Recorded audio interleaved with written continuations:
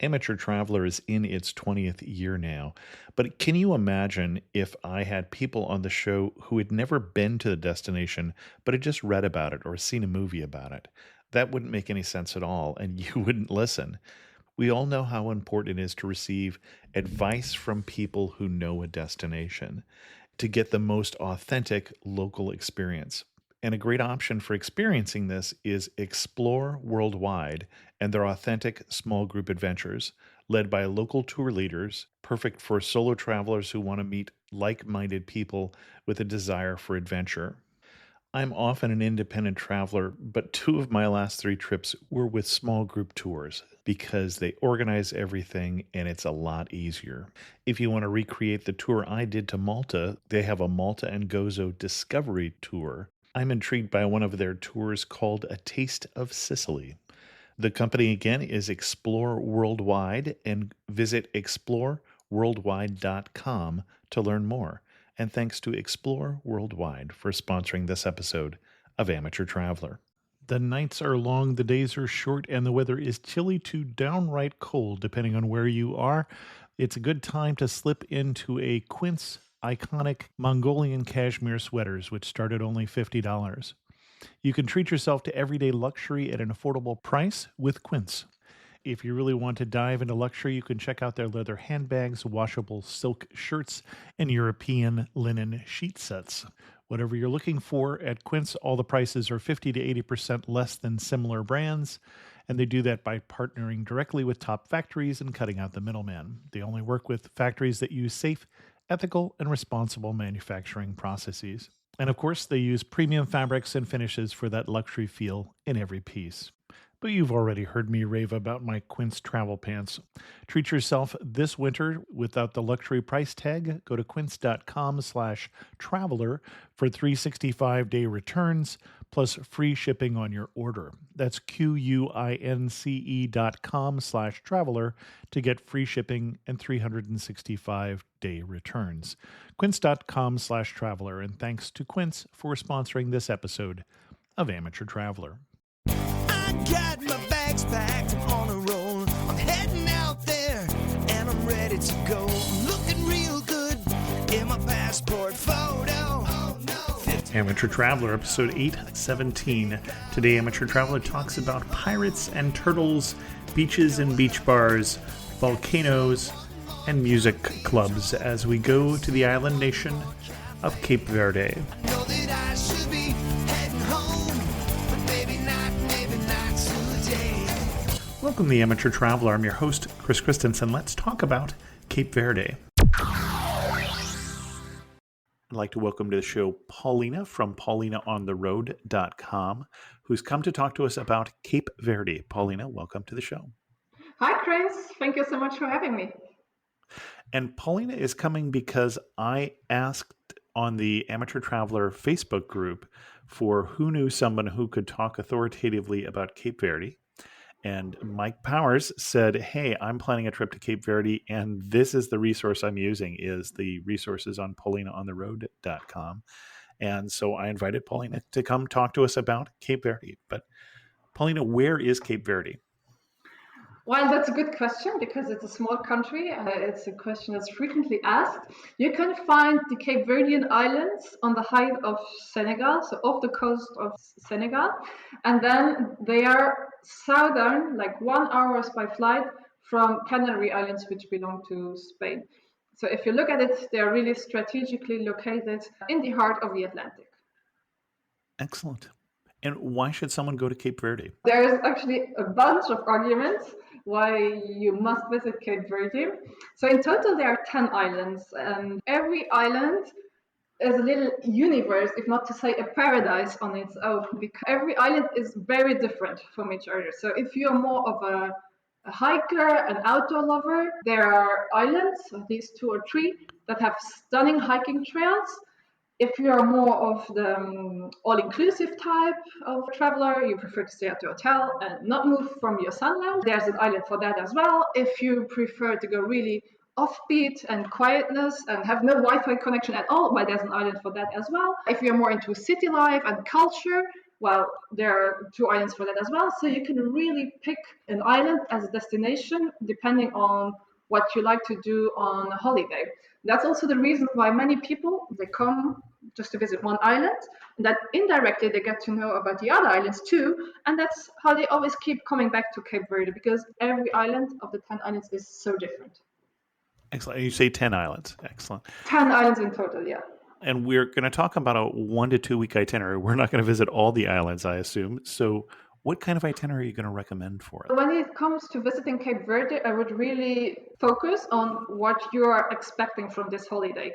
Do you Yep. want to be tired after the hiking trails? Do you really want to? Is that what you're looking for hiking for a long day and a camp somewhere, or are you just looking for ultimate relaxation and you just want to stay in the same hotel for the next 5 days?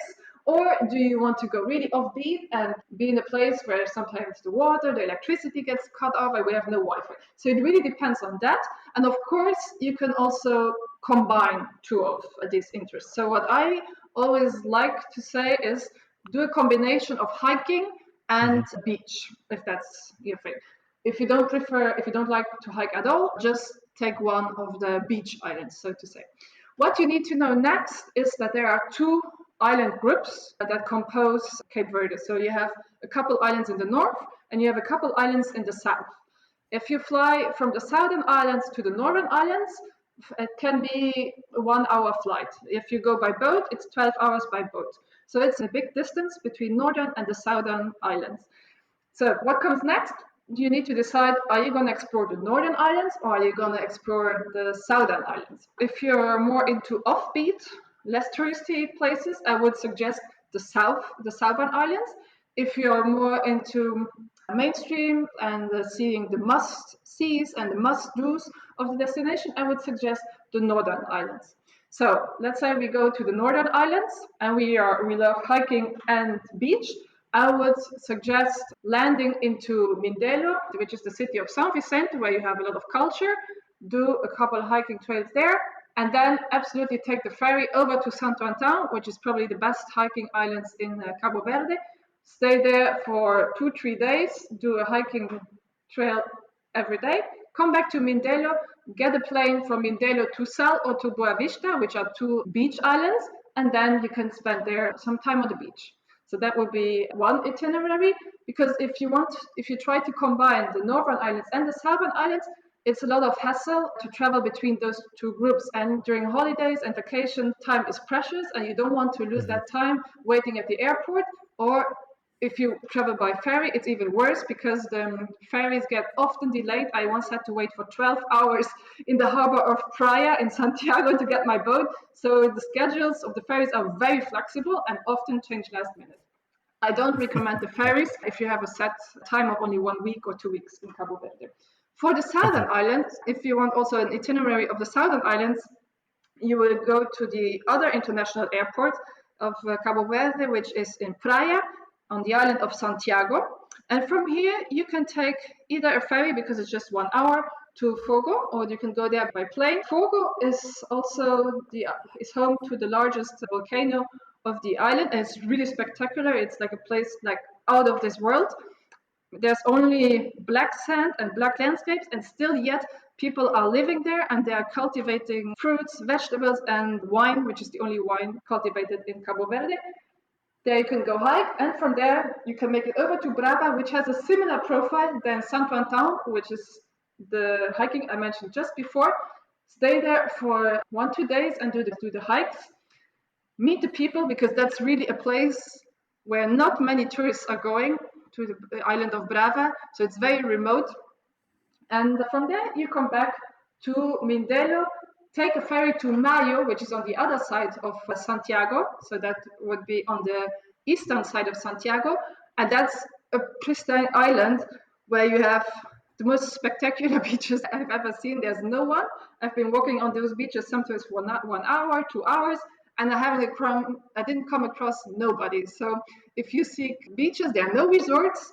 There are not many tourists, but the beaches are there. So there you can have some beach time, and then go back to Praia on Santiago Island, where you fly back home again.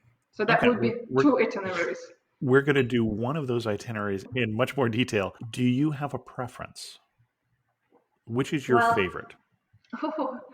that's very difficult. I think you should see them all. And if I have to pick my two favorite islands, it's one's Mayo for the untouched beaches and the emptiness, and then the other one is Santo Antão for its mountains. That would be in the north. Yeah. So since we would choose one island group, I would Mhm. go to the south. I was going to pick the South, so that's okay. One thing I Perfect. have to ask, though, so you are not from Cape Verde nor from Africa. You're from Luxembourg, Yes, which does not have any great connection to Cape Verde that I know about. How did you connect up with Cape Verde? Because you've been back how many times? I've been back 3 times, and the Okay. last time I've been there, I stayed there for 1 year because I got trapped during Corona, and I couldn't have wished for a better place to spend my lockdown than in Cabo Verde. Got it. Excellent. If we're going to go to the south side, you said we're going to fly into, which I think is the largest island, and fly into the capital. Yes, that's Praia on the island of Santiago. Okay. And what are we going to do on Praia? In Praia, I would take at least 1 day, 2 days to stay there, visit the city, which has some interesting colonial heritage. And it used Mhm. to be one of the most important centers for slave trade during these times. So you can still visit those places, and I think it's really important to learn about these things, and it's very educational. And it's also, you get deep insights into Cape Verdean history and the soul, and that really constitutes these islands by visiting those heritage sites in Praia. But then also you have Cidade Velha, which is just 20 minutes drive from Praia, where you can see still, yeah, the places where the slave trades would happen. And Then you see the also, places where the slave trades happen. Are we talking about the kind of slave fortress that I'd see along the west coast of Africa? That same sort of thing? yes, similar. And public squares where they would do auctions of slaves, and still there you have every couple of years you have now you have to correct me if I'm saying wrong, reenacting Sure. yeah, is that it? They reenact the scenes of the slave trades, which is Mm, still wow. truly marking the character of Cape Verde as a country, as a culture, and its people. And you said we'll also see the colonial architecture. This was a Portuguese colony, as I understand. Yes, it was a Portuguese colony until only very recently. Now you correct me if I'm wrong. In the 70s or 80s, it became independent. It's 75 is Okay, what I good. said. Look that up. I just try to In find my this. lifetime, which is surprising. Awesome. Cool. Yes, so in 1974, and they have come a long way. And yeah, so once you're in Praia, Praia is also home to some very good music clubs because Cape Verde is one of the largest music producers in Western Africa. So if you go to Hmm. Senegal or any other Western African country, it's very likely that you will come across music that has been produced or made created in Cabo Verde. So one person from Cabo Verde once told me, if the GDP of Cabo Verde would be measured in its music, we would be one of the richest countries in the world. And it's actually true. There are different types of music they have. Everybody knows Cesaria Evora, no? But there are so many other singers that made it on the global stage as well. So if you want to enjoy Cape Verdean music, Praia is really a great place When you to said attend. music clubs, do you have a favorite? I think there's Quintal da Música, which is Okay. quite popular. Yeah, and it's also in the historic part of the city. And there you can listen to the most popular genres, which are Morna, and then of course we have Batuca, all the different styles, and in the music clubs they display it. And for example, in Quintal da Música, you can also have your dinner there while listening to the music. So it's a nice place. Okay. Cool. From Excellent. there, Anything else we want to yeah, do in Praia? You've got us there for a day or so. yeah, I would stay there for a day if you have the time, and if you want to also visit more of Santiago, I would take another day to explore the islands, Hmm. to explore the island, take an island tour. There are many travel agencies in Praia itself that offer 1 day tour of the island. So you get a driver and a van, and they take you for 1 day across the island and show you the most beautiful places. And it's really interesting because there are a couple places in Santiago Island which are very interesting. One is the Rabelados community, which is a community that lives without electricity, and really, yeah, it's quite remote, and they live a different, how should I say, they live a very basic lifestyle out of their own choice. You have a former, what they call a former concentration camp in the north of Santiago Island, which was used to imprison Portuguese political dissidents. You have a nice surfing beach in Tarrafal, and all of this can be visited during an island tour on Santiago. So that would be And 2 days. the concentration camp would be the Tarrafal? Yes, exactly. That would be the Okay. Tarrafal. And so that would be 2 days on Santiago, one in Praia and one in Santiago. From there, it's time to go to the next island, which is in the west. Okay. That's Fogo, which is home to the mostly active volcano on Cabo Verde, and which has erupted, correct me if I'm wrong, for the last time in 2014. But I will go back to that later once we are actually there.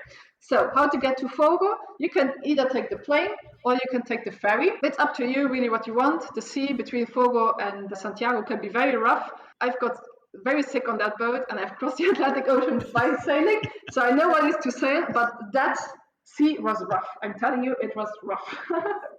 So if you're not very resistant to the sea and seeing other people sick, because many people will be sick on that boat, Right. I'm not sparing you the details. So if you don't want to live that experience, take the plane, and that's it. It looks like it's something like 25, 30 miles, so it's not all that far. No, it's not far at all. So by ferry, it will take you 3 hours maybe, and then by plane, even less. I think that's a flight of maybe half an hour maximum. So you arrive in the capital city of Fogo, which is called São Felipe, a beautiful city, Saint Philip. Also there, you have beautiful colonial architecture, colorful house fronts, and also there you have one music club. When I say music club, it's traditional music, which is absolutely worth visiting. It's called Sete Sóis, Sete Luas, where they support local artists. Yeah. My problem is I laugh because I know that I'm the one who has to look these up and put them in the show notes so that people can find them. And the Portuguese is hard for me. It's much more complicated than Spanish because of all the sh. Yes, and, it's true. Other sounds. It's true. But I will send them over to you. It's 7 moons, 7 suns. Sete luas, sete sóis. Sete sóis? Yes. So I would spend, if you have the time, I would spend 1 day in São Felipe because it has also, again, a different vibe to Praia. It's smaller, it's cuter. You have sea views all over the place. And in the evening, go to Sete Sóis, Sete Luas, have a traditional dinner there, and enjoy a local concert. They often have exhibitions as well. It's really a nice place and where you can hang out with the people from São Felipe. Now, we're on an island that, to look at it, is all volcano. This is how this island formed, and it's quite obvious on this one. How are we going to take advantage of that? Are there volcano tours, or what does one do?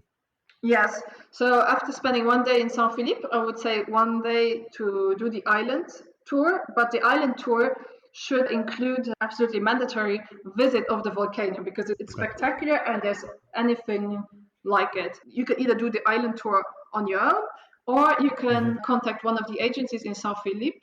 There are a couple ones, not so many, that will take you up to the volcano. When you're negotiating the taxi ride to go up to the volcano, make sure to negotiate because they will ask you a lot of money before, and then you can still see how much you're comfortable with spending. Decide how much it's going to cost before you go. Okay. Yeah, talk to the people first. What do you think? How much will it cost? Talk to other tourists. What have you paid? Because I cannot tell you now the price as it's now, since the prices everywhere are on the rise, especially when it comes to petrol. But what I did often, I shared a ride up to the volcano because it's very steep way up, so the car is going to burn a lot of gasoline. So if you find other tourists that you can share the ride with, because you're always going to travel in a van, then it becomes obviously cheaper for everyone. Okay. Got it. Ah, bon chien. Bonjour, je suis Theo, a tour leader with Explore, and this is Punti. He's helping us find truffles under the trees next to this beautiful vineyard. Maybe for tomorrow's cooking class? Oui, colle 7 millions heure. Parfait. 7 o'clock. Not everyone gets to enjoy a Bordeaux sunset this way, but you will if you explore. No, Punti. Search exploreworldwide.com and don't just travel, explore. These are violent criminals, so they're not going to go down easy. ABC Tuesdays. Let's get this done. The Rookie is back. We have 2 new rookies starting today. Howdy. Being a cop is stressful 24/7. Every year on the job is different. And Training Day We have a serial killer at large. never ends. We need an ambulance! The Rookie. All new Tuesdays on ABC and stream on Hulu.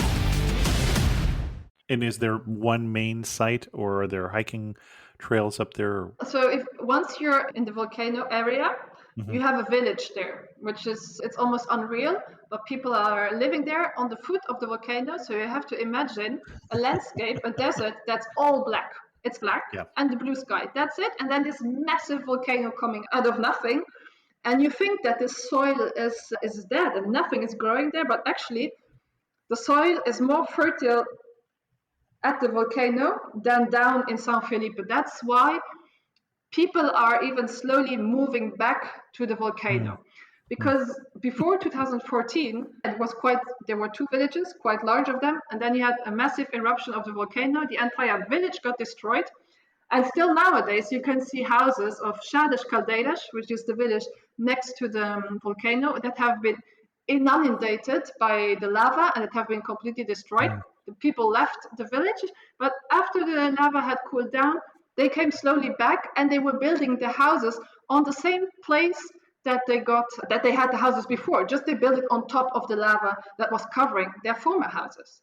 So it's a dramatic scene and dramatic scenery. Only recently the road has been fixed to the village of Chadas Caldeiras.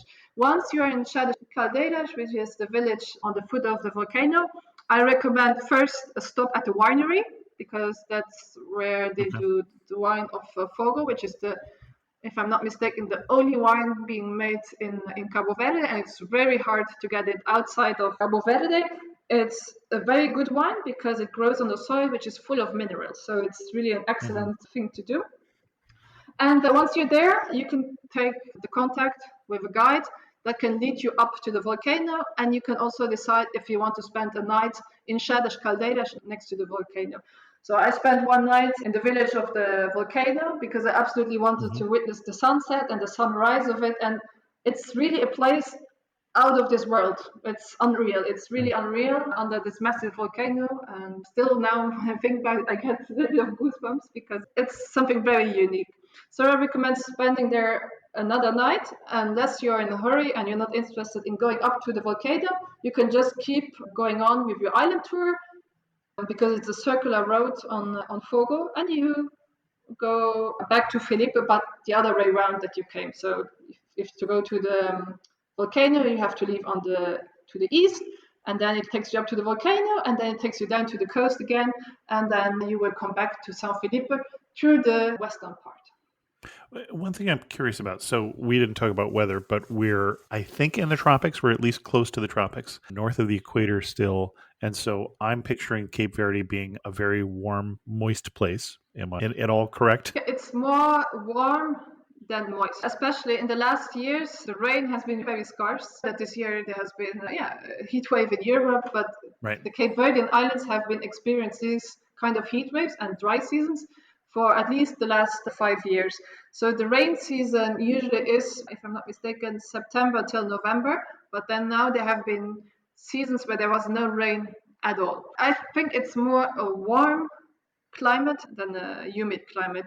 Always take a very light jacket or a little rain jacket, take it with you just in case. But if you're traveling from December until July, there's no chance that there will be a rain. But just in case, take it. It's always good to have something warm, especially when you're going to the Fogo volcano. At night, it can be very cold. That's where I wanted to go with that. Yeah. So you're more than a mile up. So I'm guessing if you're up there for sunset or sunrise, you're going to need something warm.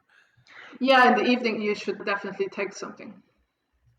Okay. A fleece would be enough. And in winter, apparently it can even snow. That's what I've heard, but that's... Okay. Interesting. And then, sorry, then we're going down the volcano, and where are we off to next? So you go down to the volcano, go probably through the village of Mosteiros, and you're back in São Felipe. So what you want to do next is you go to the next island, which is Brava. It's on the western side again. So that's the most western part of Cape Verde and also Western Africa. Brava is called also the island of flowers. It's a beautiful island, very green, very lush, and there you have more frequently you have rains. But Brava, which translates into English as brave, has also its name for a reason because the sea is very rough to get there. Again, you have no airport to go to Brava. You need to go by ferry. So you take the ferry from São Felipe to Brava. It's more or less 1 hour, but take your sickness pills just in case you're sensitive to the movement of the sea. It can be really rough and there can be delays. I've been waiting in the harbor of São Felipe, I think 3-4 hours for the boat to arrive because it's the boat that's coming from Praia to São Felipe and then it goes over to Brava. So be ready, take a good book, and there's no Wi-Fi, so just be ready to spend the time there. From there, you take the ferry to Brava, and the drivers are already waiting there to take you up to the city of Brava, which is Nova Sintra. Nova Sintra is the only landlocked island capital city in Cabo Verde. So Nova Sintra, the city of Brava, has no access to the sea. So you need to drive up. Understanding is the reason for that is they moved up the hills to get away from the pirates that used to attack them when they were on the coast. Yes, there are some very interesting pirate stories in Cabo Verde.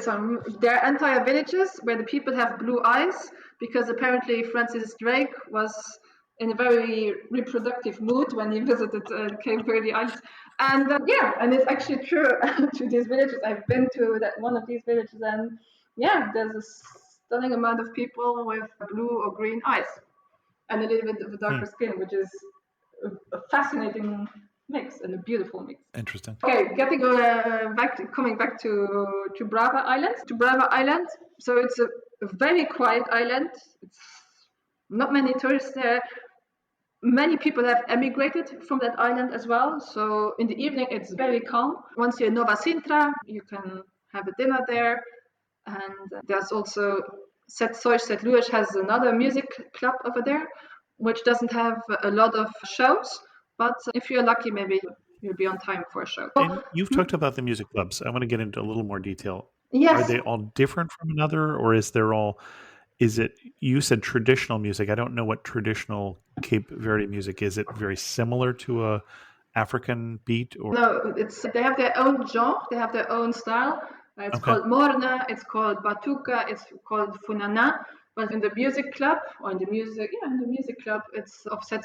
Louis, you will mostly hear Morna, which are poems that are sung. It's a very melancholic style. Okay, almost like Fado. Exactly, that's what I wanted to say. Very nostalgic, very melancholic, and don't listen too much to it because you get depressed. It's really beautiful, and I've cried on more than one Morna because even if you don't understand the words, it goes to your heart and it cannot leave you indifferent. So I'm hearing a heavy influence of the Portuguese in there. Oh yes, certainly. It's a very interesting mix between Portuguese and then Western Africa culture. It's interesting. With a few blue-eyed people who descended from Francis Drake. Okay. Yeah. Yes, exactly. So once you're in Brava, after visiting the city, the day after you can go for a hike, because it's a spectacular hiking island, breathtaking really, and it takes you to different villages that are very remote. Some villages have a cheese factory, a goat cheese factory, where you can buy some cheese, and the people will be so grateful if you buy them something. For the tour, you can either rent a car somewhere, or you can ask a driver to take you around. You can also ask a guide. So over there, since it's such a small city, it's not even a city, you can compare it to a village. My tip would be just talk to the first person that speaks English if you don't speak Portuguese. Say, hey, I'm looking for a guide, or if you're at your hotel, you have a couple B&Bs and hotels or guest houses, and you just ask them and they will give you the number of a driver. But since it's so small, the connections are very easy to make, and you said really small. easy. I'm seeing about 1,500 people in the whole island. Yes, So, that's yeah, the size we are talking about. 1,500 people on the whole island. right. It's tiny and lovely. Now, is there a particular hike you recommend? Oh no, I cannot Okay. recommend that one. I'm gonna find the person who speaks English and ask them. Okay. In Brava, I did the island tour. Santo Antão is really Got it. where I spent so much time hiking, and there I have at least 12 hikes I can recommend you. But for Brava, it's better you go, yeah, with a guide. Okay. We'll put a link to your 12 hikes on your website in the show notes so that people can get that. And then in Bravo, maybe we can recommend the tour there. I understand one of the Yeah. things we can see there as well is the dragon trees, the trees that look like great big stalks of broccoli. I just had broccoli today. I don't know if that's interesting, but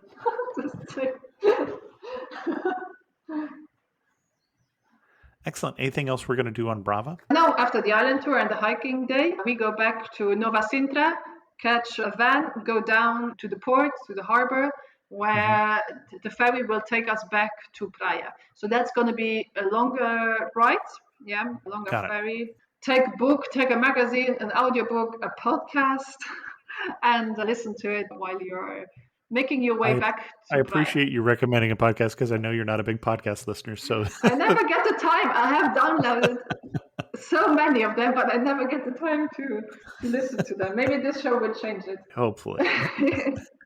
Excellent. Yeah. What other things do people need to know when they're going to go to Cape Verde? Other things to know is that in general, it's a very safe country. Just, I would say, in Praia and in Mindelo, I wouldn't leave the city center and I wouldn't go to the neighborhoods where you feel uncomfortable. So it's just Praia and Mindelo. Recently, I've heard that in Sal and Boa Vista, there's some, that the crime rate is going up because these are the most touristy islands. And that often attracts people that don't have the best intentions sometimes. So I've heard that the crime rate has been going up in Sal and Boa Vista, but in general, it's safe. So when it comes to Santo Antão, Maio, Brava, Fogo, outside Praia in Santiago Island, it feels so safe. You can leave your phone and come back, and you will never have a bad experience. I felt, especially on these smaller islands like Brava or Mayo, people look after you. It's a nice community feel. Excellent. Now, you said you were, I was going to use the word trapped. I'm not sure that trapped is appropriate, that you were holding up in Cape Verde when COVID hit. Yes. Where were you? So I was in Mayo Island. That's the island I would suggest visiting after Santiago Island on our itinerary. I was at that time in Mayo. I had planned to do voluntary work in the school in Mayo.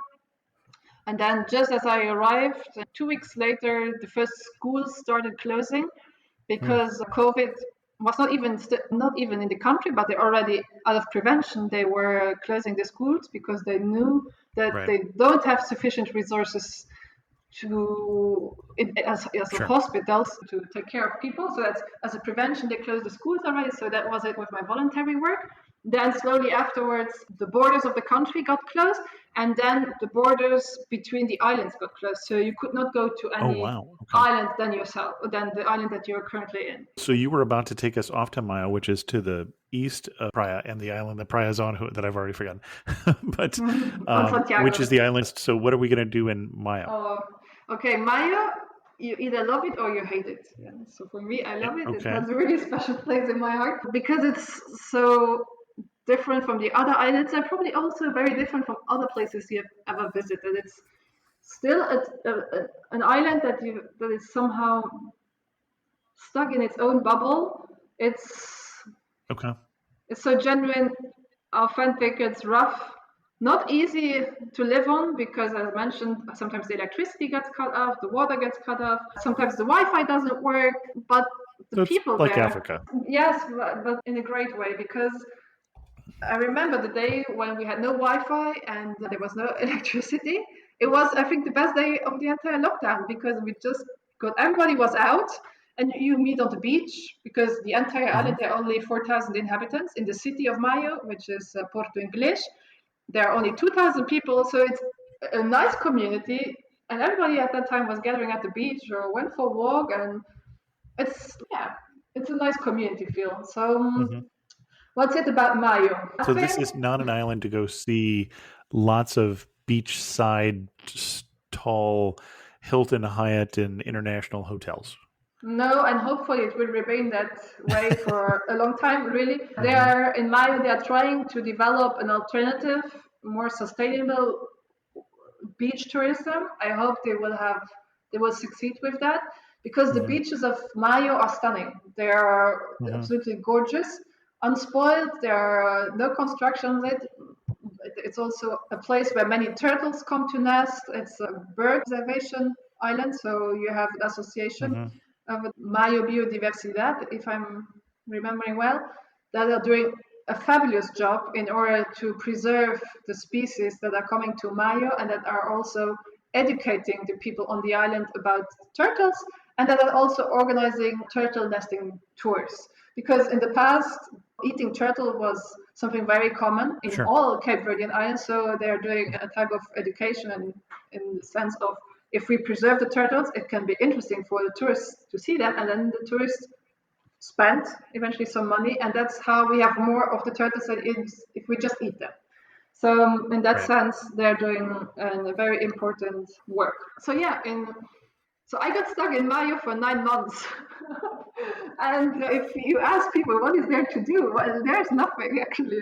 But that's the best, I think. You really just, there's no bucket list that you need to take off. There's no places you need to go. You can just be. You can sit easily with your caipirinha on the beach, knowing perfectly that you have nothing to do. I'm sitting on the beach with my what? What is a caipirinha? Caipirinha, it's the drink that is very popular in Brazil. They do it with cachaça, some lime, and then water. Is that the correct way to say it? I have no idea. Don't ask me about Portuguese. We had a Brazilian exchange student who lived with us for 2 years, and I swear I picked up no Portuguese at all. I don't have an ear for it. Okay, the caipirinha is a very popular drink in Brazil, and they also prepare it a lot in Cabo Verde. Just that they replace the cachaça, which is sugarcane alcohol.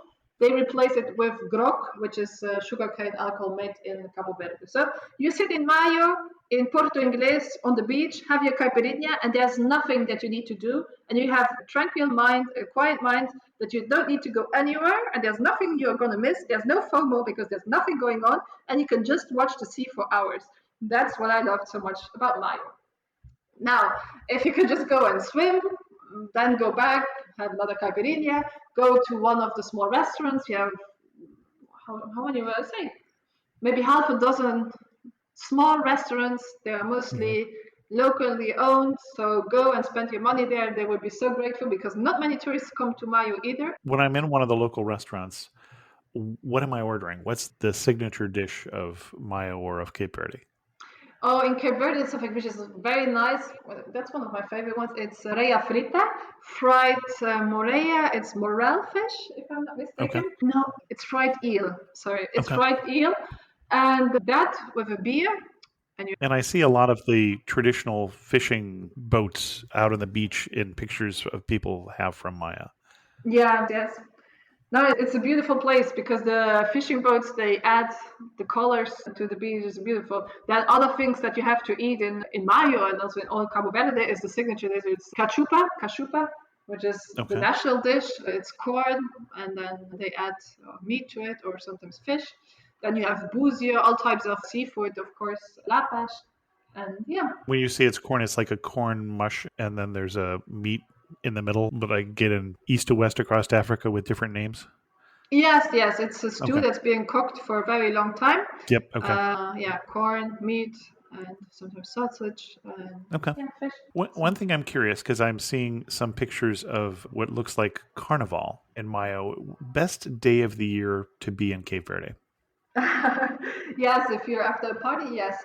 But the biggest carnival actually happens in Mindelo, which is in São Vicente Island, in the northern group of the islands. In Mayo, they have carnival, yes, but not as big as in Mindelo. In Mindelo, you have carnival, which is similar to one in Rio. In Mayo, it's a gathering in the streets, and you have a parade, which is it's very cute. It's beautiful to see, but it's not as big as in Mindelo. Mindelo is really the place for to witness the carnival. Excellent. And then I interrupted, you were taking us someplace else in Mayo. Yeah, if you ever manage to get away from the beach of Porto Inglês, I'd recommend doing then also here an island tour. There are many guides on the island, or you just ask a driver to take you around. Please, I always recommend this in general. Please try really to book your tours or eat at the local restaurants. It's They really need it, and they deserve Sure. also to be supported in their entrepreneurial projects. One of the reasons that I was interested from your descriptions in doing the Southern Islands is it seemed like it was going to be much more of an opportunity to meet with locals and to have a more singular experience where I would feel like I'm on Cape Verde. While I have done the stay in the lovely beach hotel owned by the international corporation, Yeah. at that point, you could be anywhere. Yeah. And so I don't think it's as interesting a vacation. And so we don't tend to talk about it so much. So Exactly, and it's also a different form again of colonialism that you're supporting in there, and because the people working in those large corporations, they really earn very bad. They're not even allowed to take away the food of the leftovers of the food. No, the leftovers of these hotels, they're being thrown away. The people cannot take them home. On these islands where you have the big resorts, the people get their water cut off so that the tourists can take a lot of big long showers.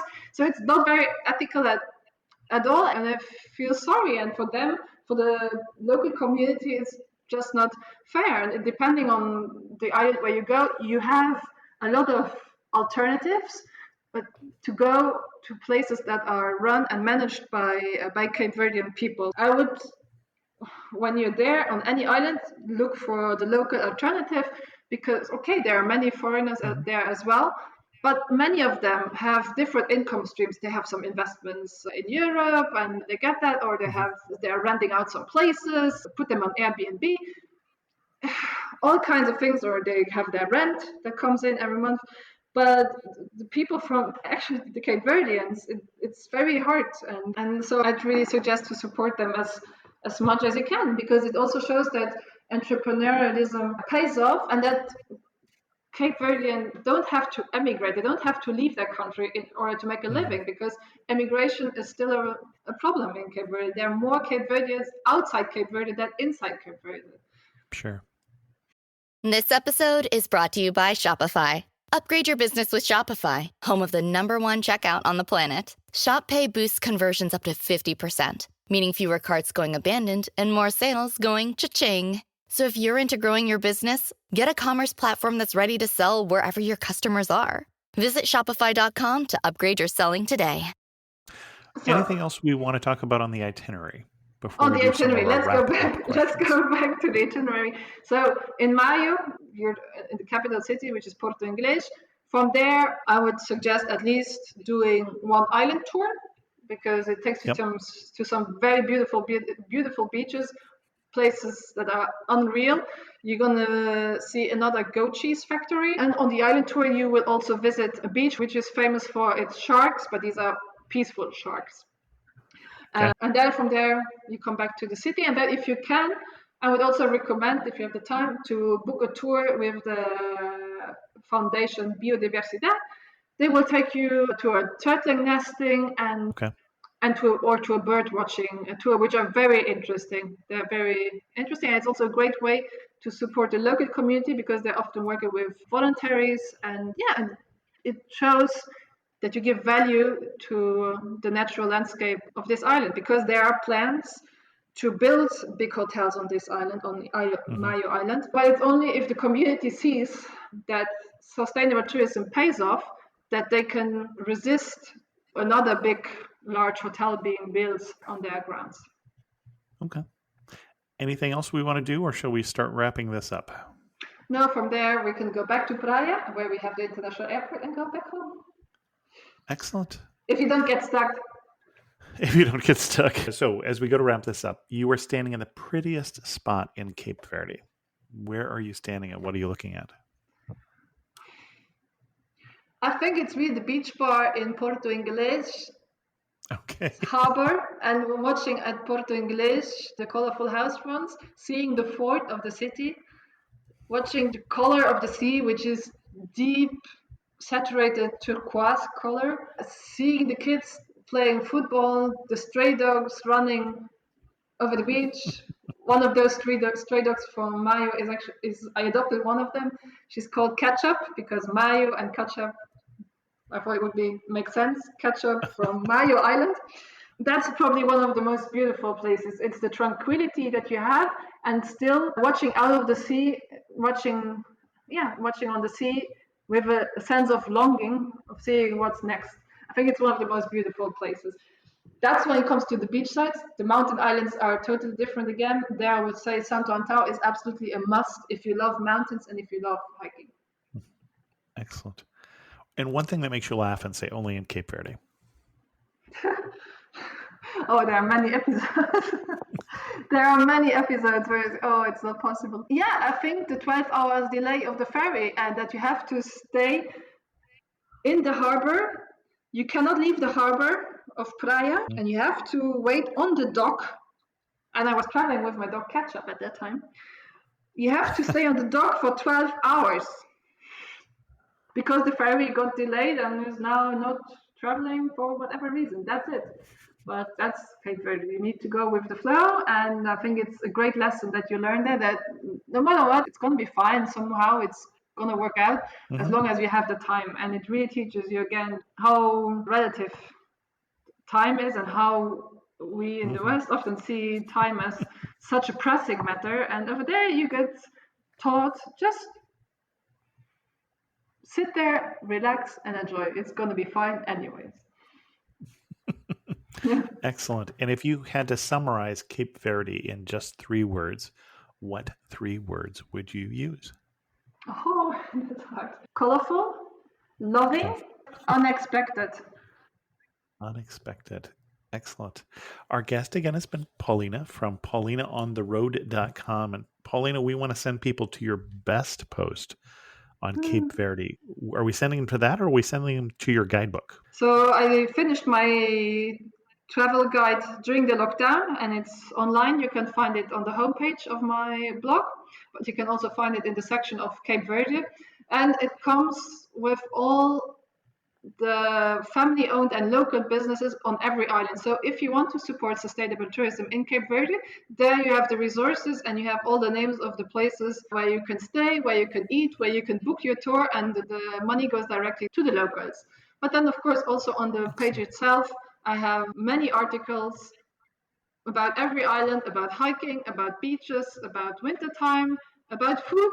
All of it is covered as well.